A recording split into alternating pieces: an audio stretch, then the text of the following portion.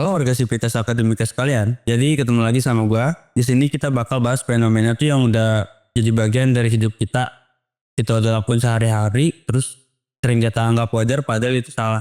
Nah, kurang lebih dari 277 penduduk di Indonesia, 50% itu masih mempercayai mistik, yaitu berupa dukun, jimat, atau sekedar percaya kalau sesuatu itu terjadi karena energi goib.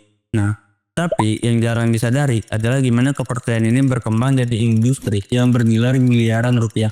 I lost myself. I waited still for a glimmer to arrive.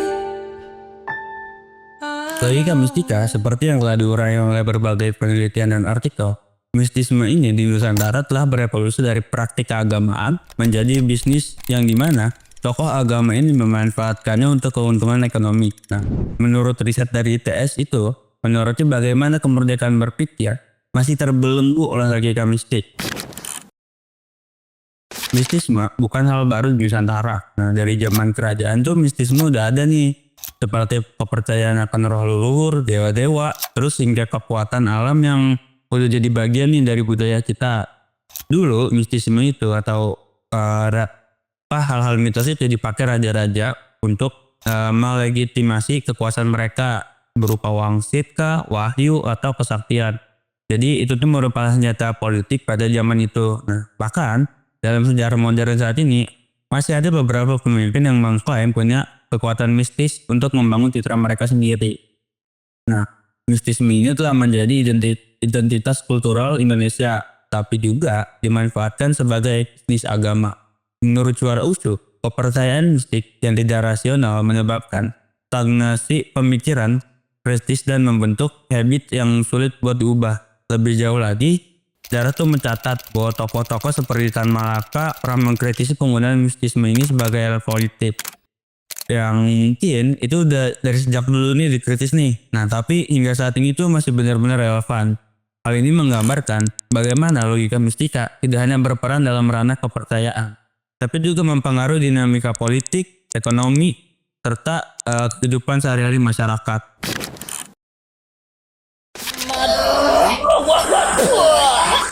Sekarang logika mistika itu udah masuk dari digital. Kita udah nggak perlu lagi tuh cari-cari dukun, masuk ke pedalaman, ke tengah-tengah hutan, terus repot dah pokoknya kalau gitu. Nah, sekarang dia cukup kita buka HP, scroll TikTok atau maupun lewat IG, terus boom muncul gitu dukun yang bisa konsultasi lewat DM. Selain dari situ, ada juga nih situs-situs jual beli seperti jual beli jimat atau kelas meditasi dengan harga jutaan, sampai ada webinar supranatural yang menjamin kesuksesan. Semua ini bisa diakses dengan sekali klik. Ironisnya, semakin maju teknologi tidak menjamin pemikiran kita itu semakin maju. Nah, yang ada malah semakin mudah orang-orang itu memperjualbelikan kepercayaan ini. Bukan lagi soal spiritualis, tapi juga ini menjadi kapitalisasi mistisme. Menurut riset, industri kepercayaan mistik bernilai miliaran rupiah per tahun di Indonesia. Kenapa? Karena kepercayaan ini tuh menjual harapan. Orang cari dukun buat percaya, beli jimat biar bisa menang lotret. Terus ikut seminar energi spiritual biar rezeki lancar. Terus baru-baru ini ada lagi nih garam rupiah, supaya kita mandi pakai garam rupiah itu agar kita lebih terpancar aura kita. Nah, semua ini tuh berakar dari satu hal, logika mistika, yang mudah jadi bagian pola pikir kita saat ini. Pertanyaannya, apa dampak dari semua ini? Nah, yang pertama itu ketergantungan pada hal mistik. Bikin orang tuh malas untuk berpikir kritis. Kenapa harus kerja keras kalau bisa buka aura buat sukses? Itu salah satu contohnya. Kedua, banyak yang jadi korban penipuan. Berapa banyak orang ketipu dari investasi spiritual, kehilangan tabungan gara-gara beli ilmu kebal, atau ikut-ikut ritual kekayaan yang ternyata tuh cuma akal-akalan doang.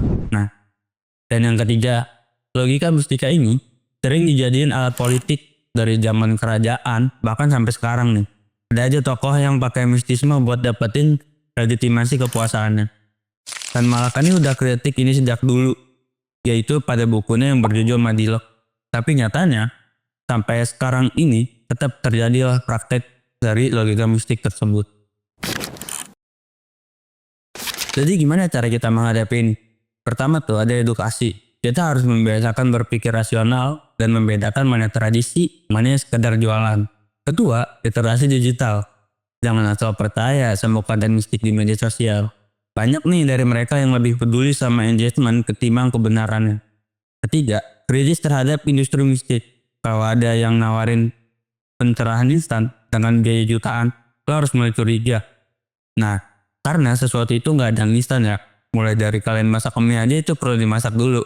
Mungkin yang namanya mie instan. Jadi kita harus mulai curiga dengan hal tersebut.